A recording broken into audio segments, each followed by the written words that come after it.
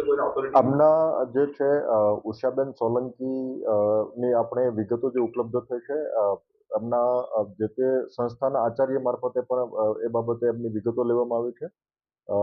બેન ત્યાં પણ ફરજ નિભાવતા હતા અને અહીંયા પણ ફરજ એમનું બીમારી હતી, હૃદયરોગની બીમારી હતી, પણ ફરજ નિભાવતા હતા, ફરજ એમની ચાલુ હતી.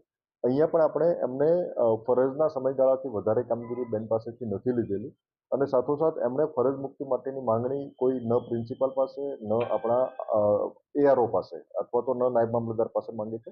બખૂબી નિભાવતા હતા, ઉત્સાહથી નિભાવતા હતા, પણ એમને ફરજ દરમિયાન જ આ એક અકસ્માત થયો છે. સહકર્મીઓનું પણ એવું કહેવું છે કે છેલ્લા 5 વર્ષથી અમે સાથે કામ કરી રહ્યા છીએ, પરંતુ આવી કોઈ તેમની સાથે કોઈ એમને રોગ હોય અથવા તો આવો કોઈ બનાવ બન્યો હોય તેવું ઘટના ક્યારે સામે આવી નથી. બેન હૃદયરોગના એમને બીમારી હતી અને એમની સારવાર લઈ રહ્યા હતા. એમની વિગતો પણ આપણે એમના આચાર્ય મારફતે અને એમના પરિવારજન મારફતે આપણને મળેલી. બીએલઓ દ્વારા રજૂઆત કરવામાં આવી છે કે એમને કામગીરીમાં પડકાર આપવામાં આવે એવી કોઈ નિર્ણય લેવામાં આવશે આ બાબતે? અગાઉ પણ રજૂઆતો કરી છે, આવેદનપત્ર આપને જ આપ્યું.